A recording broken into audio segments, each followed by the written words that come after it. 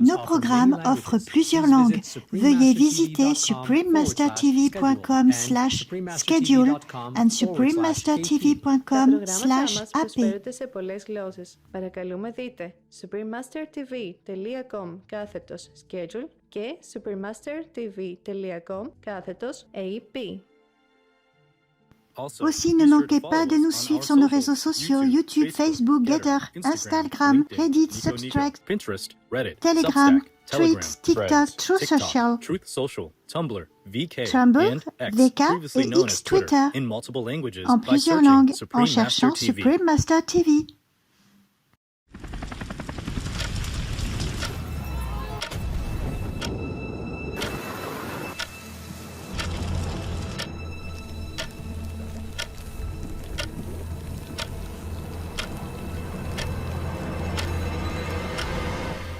Soyez vegan, le temps presse. Urgent.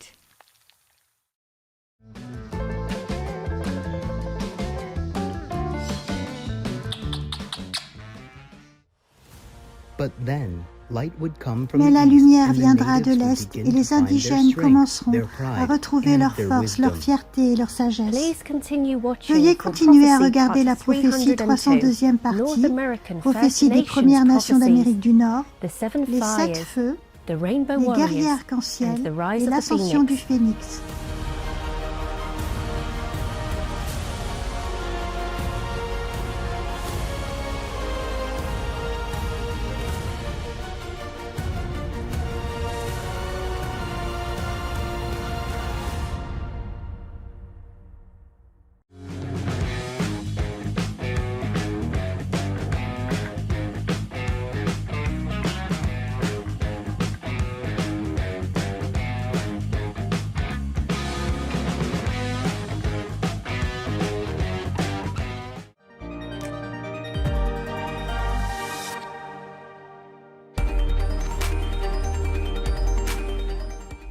Je n'avais jamais pensé au lien entre un véritable animal et la viande qui se trouvait dans mon assiette. J'ai réalisé qu'il était hors de question que je mange mon propre chien. Alors pourquoi mangerais-je un autre animal, l'Arkinosman vegan? Si nous agissons avec compassion et humanité, nous ferons ce qu'il faut dans tous les domaines qui doivent être abordés. C'est l'humanité, par opposition à la cruauté. Et c'est à peu près tout ce qu'il y a à dire. Que voulons-nous? Les droits des animaux, quand le voulons-nous? Tout de suite. Que voulons-nous? Les droits des animaux, quand le voulons-nous? Tout de suite.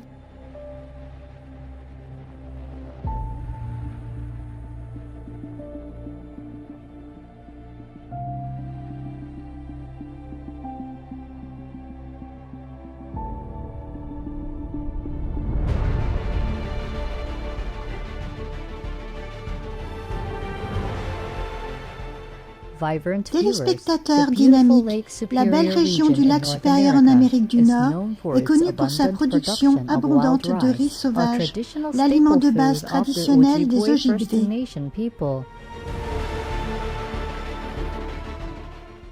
Après avoir partagé un copieux repas vegan avec une famille Ojibwe, vous pouvez la remercier en disant « Miigwesh » dans sa langue maternelle.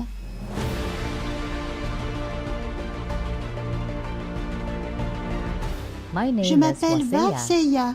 Les moments de calme dans la nature permettent de percevoir la présence divine dans tout ce qui nous entoure.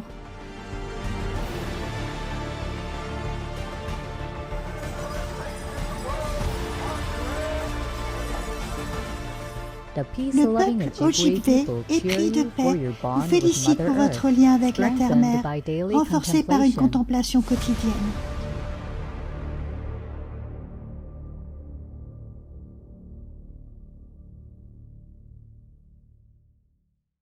L'humanité est à la croisée des chemins et nous nous demandons si nous allons plonger dans la dévastation ou prendre notre envol. Alors que nos cœurs aspirent à connaître notre destin, nous nous tournons vers les indices et les messages laissés par les voyants, les saints et les prophètes du passé. Guidés par le divin, explorons leurs visions et prédictions qui peuvent nous aider à traverser les eaux troubles actuelles et à atteindre le rivage d'un avenir meilleur et plus radieux.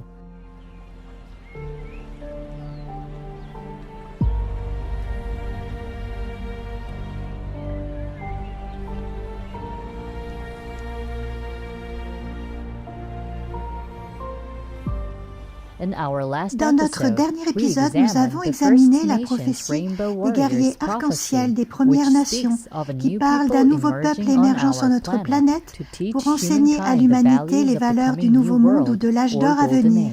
Nous avons découvert que ces guerriers arc-en-ciel comprennent les activistes compatissants du monde entier qui appellent à mettre fin à nos pratiques abusives à l'égard de nos amis animaux, de notre terre-mère, des enfants à naître et bien d'autres. Qui d'autre fait partie des guerriers arc-en-ciel? Pour en savoir plus, lisons le livre « Légende des guerriers arc-en-ciel » de Stephen McFadden, journaliste indépendant et guérisseur qui a écrit sur les prophéties des Premières Nations, la sagesse des anciens autochtones et l'agriculture durable. Mais ensuite, la lumière viendrait de l'Est, et les indigènes commenceraient à retrouver leur force, leur fierté et leur sagesse. Il en serait de même pour nombre de leurs frères et sœurs des autres nations, blancs, jaunes et noirs, qui ressentiraient fortement l'appel de l'Esprit. Ces âmes éveillées se retrouveraient et ensemble, elles enseigneraient à tous les peuples du monde le respect de la terre-mère, dont les êtres humains sont faits. Le verset « La lumière viendrait de l'Est » nous rappelle notre bien-aimé Maître suprême Shinghai, vegan, dont le corps physique est né en Haut Lac, aussi appelé le Vietnam, qui est considéré comme étant en Extrême-Orient, selon l'ancienne division européenne qui divisait le monde entre l'Est, l'Orient, et l'Ouest, l'Occident. Jeune adulte, elle a suivi la vocation de sa vie et s'est embarquée pour un voyage de plus de 2 ans à la recherche d'une compréhension spirituelle.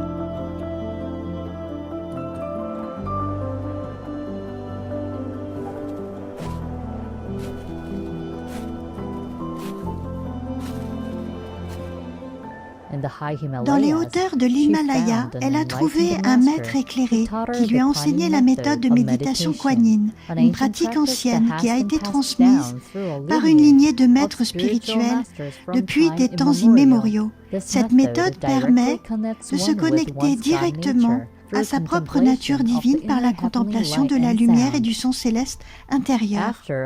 Après une période de pratique, elle est devenue un maître pleinement éclairé.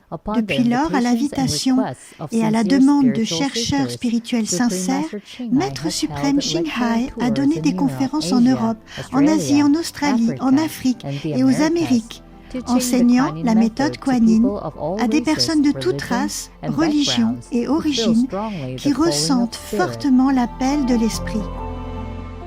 De nombreuses personnes ont été témoins de l'extraordinaire lumière divine qui émane de Maître suprême Shinghai. J'ai lu un sutra bouddhiste qui disait qu'un ancien Bouddha, appelé le Bouddha de la lumière infinie, reviendrait pour sauver les êtres. Une fois, alors que j'assistais à la conférence de maître au Sun Yat-sen Memorial Hall, j'ai vu une lumière dorée émaner de tout le corps du maître. Cela m'a ému aux larmes. J'ai su que j'avais trouvé l'ancien Bouddha mentionné par le Bouddha Shakyamuni. Et la première fois que vous êtes entré, j'ai vu que vous, Maître suprême Shinghai, étiez si belle, toute la lumière, vous marchiez si vite. Et ce que j'ai vu, c'est qu'il semblait que vos pieds ne touchaient pas le sol, la lumière sous vos pieds, et votre corps entier était lumineux. Ma première expérience intérieure est que j'ai vu une grande auréole et une lumière céleste intérieure extrêmement brillante provenant de vos yeux. Cette expérience, je vous l'ai racontée il y a environ 30 ans. À l'époque, en méditant, j'ai vu une lumière blanche, très brillante, mais j'avais peur de la regarder en face. Lors de la première retraite à Pingtung, j'ai revu cette lumière blanche. J'ai ensuite traversé cette lumière blanche et j'ai vu Maître avec une grande, belle et pure lumière dorée. Autour de la tête de Maître, il y avait de nombreux rayons de lumière blanche qui entraient et sortaient continuellement, au-delà desquels il y avait une énorme auréole dorée. Dans la deuxième expérience intérieure, je vous ai vu dans la lumière céleste intérieure blanche à l'image de la Bodhisattva Kuan Yin et vous étiez entouré d'une épaisse lumière dorée semblable à du feu. Je me suis également dit de regarder droit dans la lumière blanche, puis du centre de votre corps, votre cœur a émis une énorme lumière dorée vers moi et j'ai été immergée dans cette lumière. J'ai regardé autour de moi et tout était d'un doré éclatant. Dans la troisième expérience expérience intérieure, je suis allée dans l'un des cieux et Maître donnait une conférence à une très grande foule. Après avoir terminé votre conférence, 2 halos émanaient de vous. Un gigantesque halo doré à l'intérieur et un halo violet à l'extérieur. Ma dernière expérience intérieure a été de voir une lumière blanche, dense comme des milliards de soleils qui brillaient dans vos yeux. Tel un véritable phare de lumière, Maître suprême Shinghai a consacré sa vie à l'élévation de notre planète par une multitude de moyens, notamment en lançant la chaîne de télé spirituelle positive Supreme Master Télévision.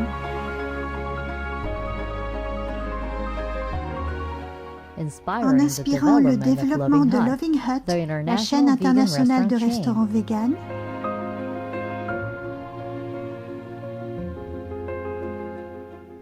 en lançant d'innombrables projets humanitaires dans le monde entier, en créant des œuvres d'art qui éveillent l'âme par la peinture, la musique, la poésie, la mode, la conception de bijoux et autres. Inspiré par l'exemple aimant, noble et désintéressé, Maître suprême Shinghai, les membres de notre association de toutes les couleurs et de toutes les races sont unis dans la pratique spirituelle, l'adhésion au régime vegan compatissant et le travail pour un monde vegan et un monde en paix.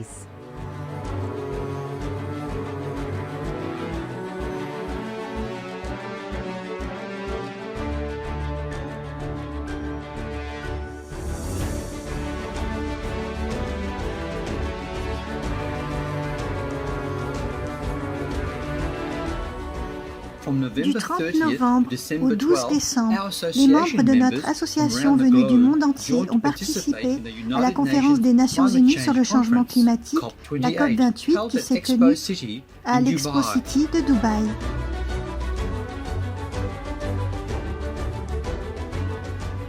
En s'adressant aux nombreux participants internationaux, les membres de notre association ont cherché à souligner le rôle vital du véganisme dans la lutte contre la crise climatique. Grâce à des bannières vibrantes promouvant le véganisme, à des vêtements traditionnels variés, à des drapeaux nationaux colorés, à la musique et à la danse, le message vegan véhiculé par les membres de notre association a obtenu une visibilité considérable, tant parmi les participants à la conférence que parmi les médias. Monde vegan, monde en paix, soyez vegan, faites la paix, vegan. Faites du véganisme une loi. Monde vegan, monde en paix, faites du véganisme une loi. Soyez vegan pour sauver la planète. En outre, les membres de notre association ont préparé et distribué quotidiennement 1000 délicieux repas véganes aux participants de la COP28 et au personnel de l'événement, ainsi que des dépliants sur les modes de vie alternatifs et des informations sur Supreme Master Télévision. Notre idéal commun est exprimé par le design de la broche de la famille mondiale, le drapeau de notre association et le logo du restaurant vegan Loving Hut, créé par Maître suprême Shinghai.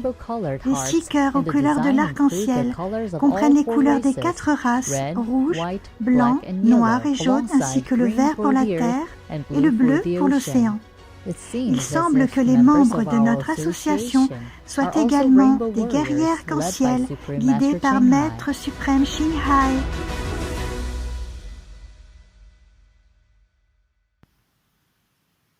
La lumière de Maître suprême Shinghai a atteint les Amériques à la fin de l'an 1989 et au début des années 90 lorsqu'elle a donné une série de conférences publiques dans différents pays. Depuis, elle a rencontré des représentants des communautés des Premières Nations, leur apportant un soutien spirituel et matériel dont ils avaient grand besoin. En 1993, Maître a rencontré par hasard un guérisseur respecté de la nation Squamish, Thomas Van Wolf, et ils ont noué des liens sincères. À cette époque, 2 catastrophes dévastatrices ont eu lieu aux États-Unis. La grande inondation dans le Midwest et l'incendie de Laguna Beach en Californie. Maître suprême Shinhai a fait don avec amour de centaines de milliers de dollars d'aide d'urgence alors qu'elle se trouvait dans ce pays pour une tournée de conférences.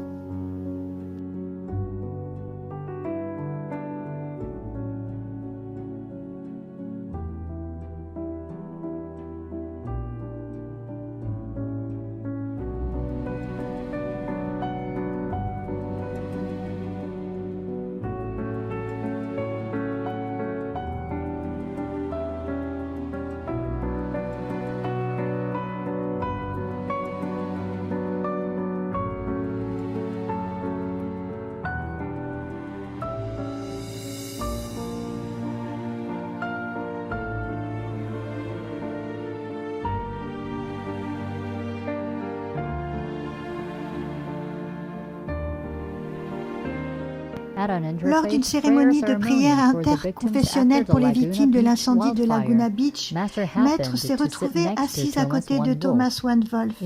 Reconnaissant immédiatement que Maître était quelqu'un de spécial, Thomas Van Wolf lui offrit une plume, qui était son emblème personnel en tant que symbole de grand honneur selon la tradition de sa nation, et lui donna le message suivant. Les anciens veulent que je vous salue avec honneur car vous êtes le grand être, Thomas Van Wolf, s'adressant à Maître suprême Shinhai Vegan.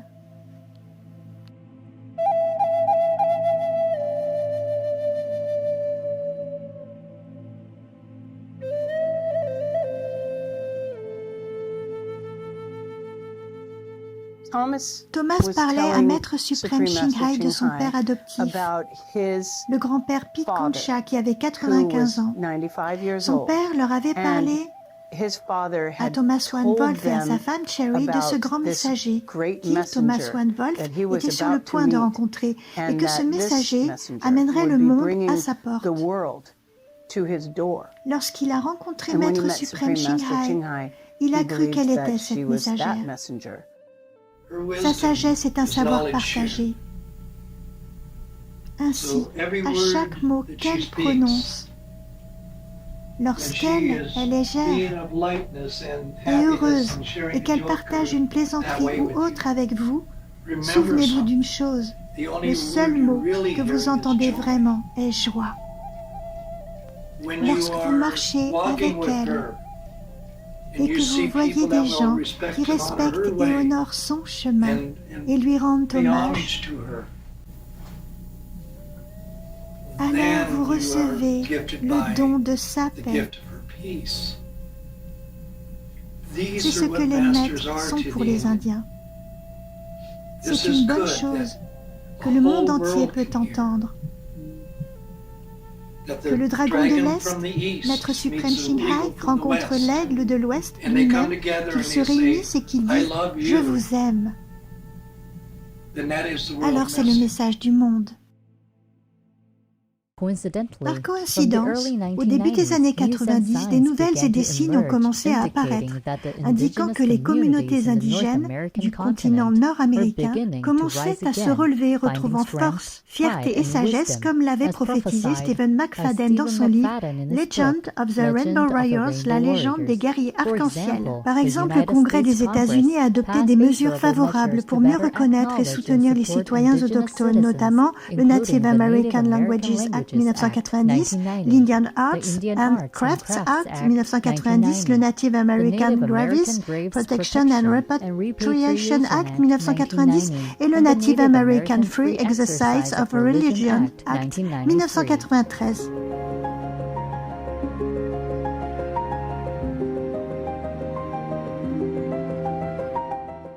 Ces dernières années, plusieurs communautés des Premières Nations ont pu récupérer leurs terres ancestrales. Par exemple, en 2020, la Première Nation Esselen a récupéré la propriété de près de 1200 acres, environ 4,86 km² à Big Sur, en Californie. Le 12 février 2021, une autre communauté autochtone a célébré un événement important de son histoire dans le Minnesota. La communauté des Bassioux célèbre la restitution de terres ancestrales de grande importance historique. Ce transfert de terres est le signe d'un renouveau. Nous nous guérissons nous-mêmes et nous essayons aussi de revenir de nourrir la terre et de la guérir, car la terre est porteuse de mémoire et d'esprit. En 2023, la montagne Sugarloaf, près de Goss, au Texas, a été acquise par la Première Nation Tonkawa, qui comptait autrefois la plus grande population de la région. Ils disent que c'est ici que la création a commencé et que le peuple Tonkawa a été le tout premier, de sorte que la tribu Tonkawa a habité ce pays pendant un millénaire. En fait, nous réclamons quelque chose qui, nous l'avons toujours cru, nous appartient déjà. En saluant le geste incroyable de Roger et Linda Welch, qui ont volontairement rendu leur terre à ses propriétaires d'origine, le peuple Pawnee, l'honorable Walter Echo Walk, président de la nation Pawnee de l'Oklahoma, a déclaré ce qui suit. Lorsqu'il s'agit de nos peuples indigènes, tout était une question de terre. Il n'y a rien de mieux à faire que de restituer la terre.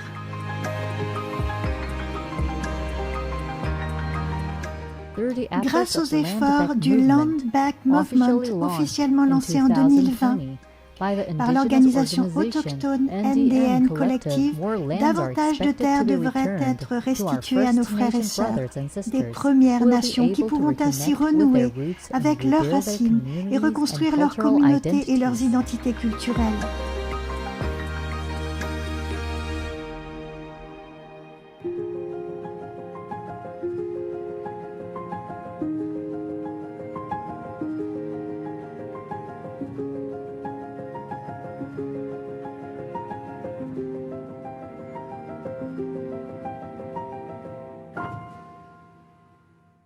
C'est également en 1990 que l'ancien président des États-Unis, son excellent George H.W. Bush, a fait du mois de novembre le mois du patrimoine amérindien en reconnaissance des contributions et des réalisations des Amérindiens. En 1992, la première marche commémorative des femmes en l'honneur des femmes et des filles autochtones disparues ou assassinées au Canada s'est tenue à Vancouver. L'événement a désormais lieu chaque année dans plusieurs villes du Canada, rassemblant des milliers de participants. L'année 1993 a été proclamée Année internationale des populations autochtones du monde par les Nations Unies. La même année, une prophétie Hopi s'est réalisée lorsque des chefs spirituels des nations indigènes algonquins, Hopi, Huichol, Iroquois, Lakota, Maya et Mi'kmaq, ont été invités à s'adresser aux Nations Unies lors de la conférence Le Cri de la Terre. Les dirigeants ont fait part de diverses prophéties sur l'époque et ont souligné la nécessité urgente pour l'humanité de mieux prendre soin de la planète afin d'éviter un effondrement écologique mondial.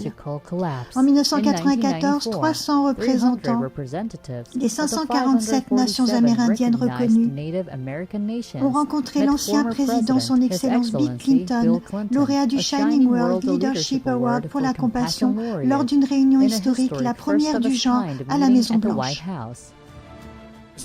Monsieur le Président, au nom des 547 chefs de tribus reconnus par le gouvernement fédéral et invités à cette réunion historique, nous vous exprimons notre plus sincère gratitude en tant que premier président en exercice à nous inviter tous, petites tribus, moyennes tribus, grandes tribus, républicains, démocrates et indépendants, à notre Maison-Blanche. Je dis aux dirigeants des premiers Américains, les Indiens d'Amérique et les autochtones de l'Alaska, bienvenue à la Maison-Blanche, bienvenue chez vous. Une grande partie de ce que nous sommes aujourd'hui vient de ce que vous êtes depuis longtemps. Bien avant que d'autres n'arrivent sur ce côte, il y avait ici des cultures et des sociétés puissantes et sophistiquées, les vôtres. Grâce à vos ancêtres, la démocratie existait ici, bien avant que la Constitution ne soit rédigée et ratifiée.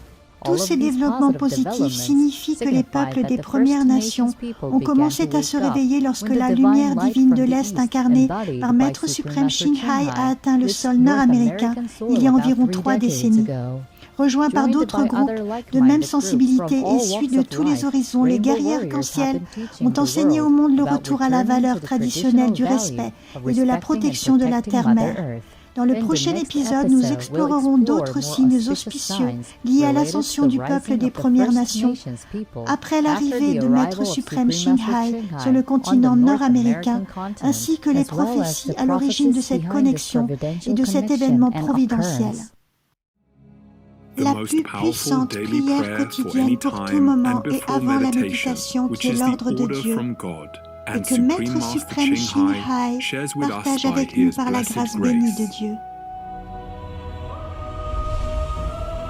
Humblement nous adorons, louons, remercions, obéissons et aimons Dieu Tout-Puissant, le plus haut, le plus grand, pour un monde vegan, un monde en paix et la libération de notre âme.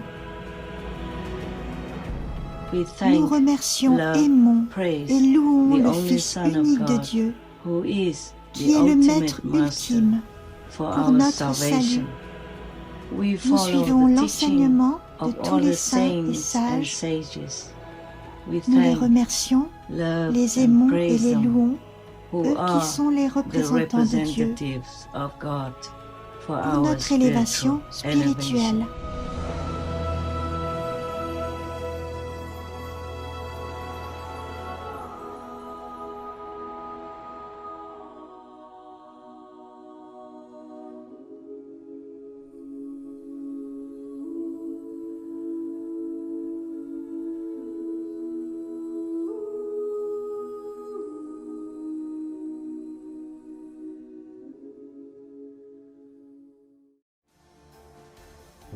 Un monde vegan, monde en paix doit arriver. C'est tout.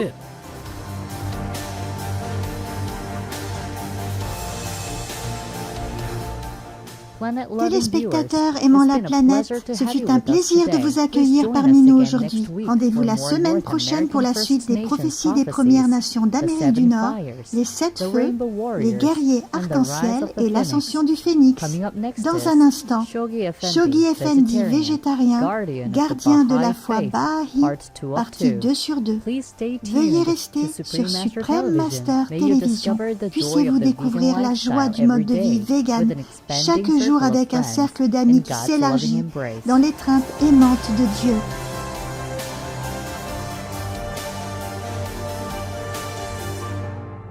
Être vegan, avoir la paix, Dieu et le ciel vous gardent.